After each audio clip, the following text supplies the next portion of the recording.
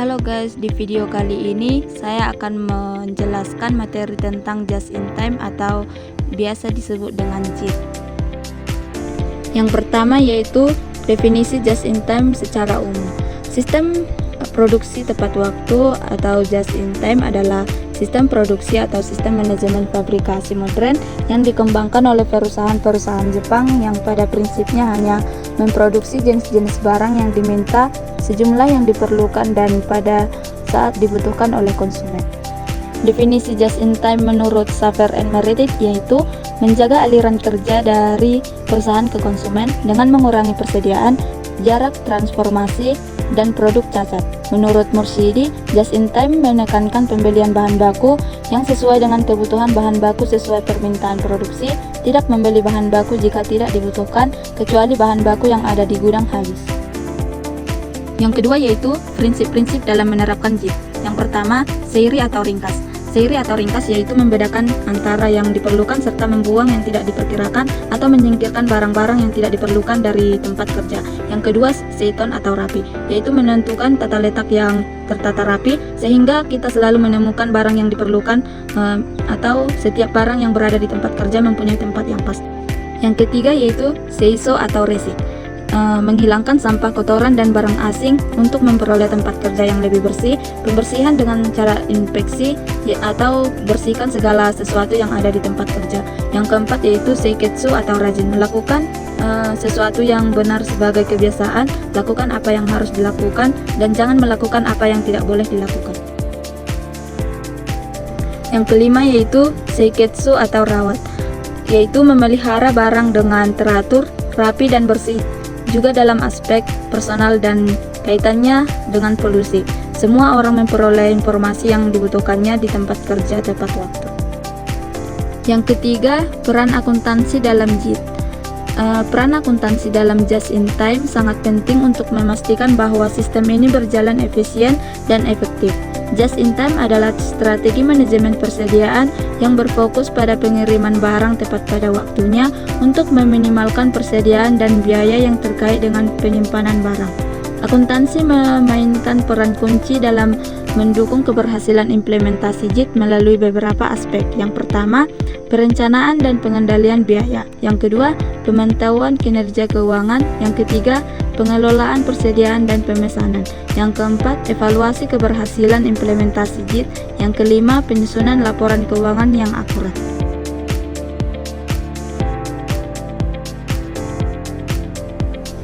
Yang keempat yaitu dampak JIT pada laporan keuangan. Dampak just in time pada laporan keuangan dapat terlihat dalam beberapa aspek utama, terutama pada bagian neraca, laporan laba rugi, dan laporan arus kas. Penerapan sistem JIT yang fokus pada pengurangan persediaan dan peningkatan efisiensi produksi dapat mengubah struktur dan hasil keuangan perusahaan.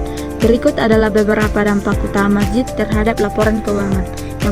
Yang pertama, dampak pada neraca. Yang kedua, dampak pada laporan laba rugi. Yang ketiga, dampak pada laporan arus kas. Yang keempat, dampak pada rasio keuangan. Yang kelima, dampak pada pengelolaan utang. Yang kelima yaitu hambatan-hambatan dalam menerapkan JIT. Yang pertama, ketergantungan pada pemasok. Yang kedua, kegangguan pada rantai pasokan. Yang ketiga, investasi awal yang tinggi. Yang keempat, kurangnya keterampilan dan pelatihan. Yang kelima, kesulitan dalam mengelola permintaan yang fluktuatif. Yang keenam, perubahan budaya organisasi. Yang ketujuh, kurangnya teknologi dan sistem informasi yang tepat. Yang kedelapan, pengelolaan kualitas yang ketat. Dan yang kesembilan yaitu resistensi terhadap perubahan dari karyawan dan pihak internal.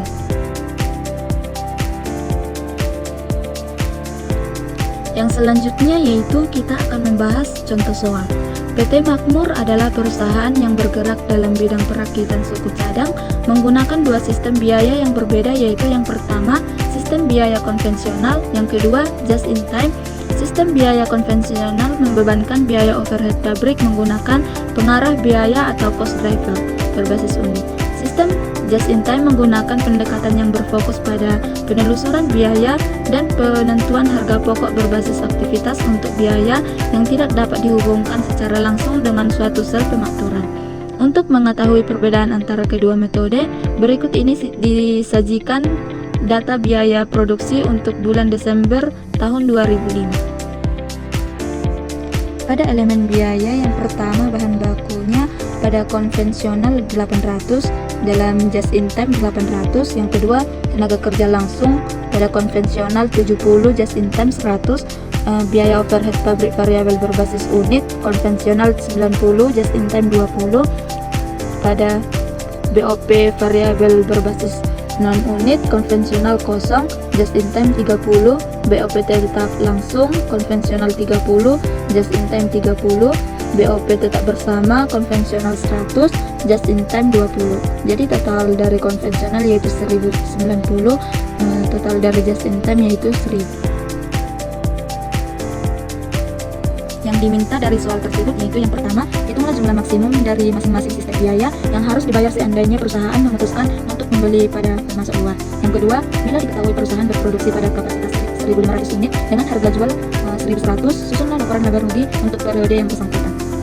Jadi di sini penyelesaian yang pertama yaitu jumlah maksimum yang harus dibayar kepada pemasok luar biasa dianggap sebagai biaya terhindarkan yang harus diputuskan oleh perusahaan tersebut.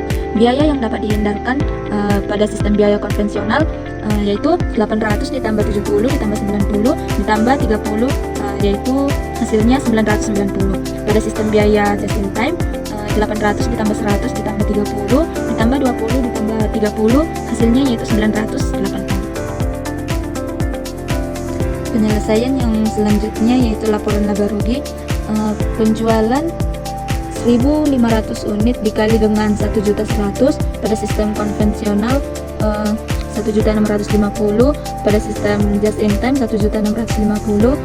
Baru biaya variabel 960 dikali 1.500 unit dapatlah pada sistem konvensional 1.440.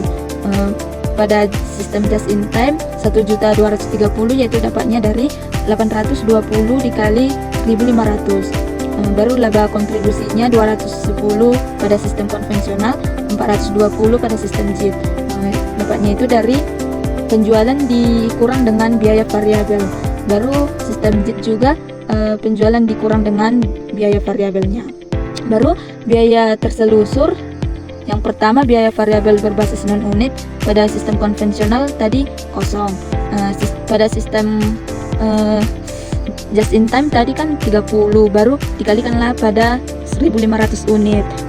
Jadi dapatlah 45.000. Baru pada biaya tetap langsung 45.000 ini dapat dari 30 dikali 1.500 unit. Baru pada sistem just in time 195.000 dapat dari 100.000 ditambah 30.000 dikali dengan 1.500 unit. Baru jumlah biaya terselusur yaitu 45.000 dapatnya dari biaya variabel berbasis non unit ditambah dengan biaya tetap langsung. Kalau pada sistem konvensional tetap 45.000 karena biaya variabelnya kosong. Pada sistem just in time hasilnya itu 240 yaitu dari 45.000 ditambah dengan 195.000. Baru pada laba langsung produk yaitu pada sistem konvensional 165.000, pada sistem just in time 180. Hasilnya dari laba kontribusi dikurang dengan jumlah biaya terselusur dapatlah hasilnya 165.000. Pada sistem just in time 420 dikurang dengan 240 dapatlah hasilnya 180. Jadi kesimpulan dari materi ini yaitu just in time adalah suatu sistem produksi yang dirancang untuk mendapatkan kualitas, menekankan biaya, dan mencapai waktu penyerahan seefisien mungkin dengan menghapus seluruh jenis pemborosan yang terdapat dalam proses produksi sehingga perusahaan mampu menyerahkan produknya baik barang maupun jasa sesuai kehendak konsumen tepat waktu. Untuk mencapai sasaran dari sistem ini, perusahaan memproduksinya hanya sebanyak jumlah yang dibutuhkan sehingga dapat mengurangi biaya pemeliharaan maupun menekankan kemungkinan kerusakan dan kerugian akibat menimbun barang. Tujuan utama dari just in time adalah menghilangkan pemborosan dan konsisten dalam meningkatkan produktivitas. Just in time pada dasarnya berusaha menghilangkan semua biaya atau pemborosan yang tidak memberikan nilai tambahan terhadap produk yang dihasilkan.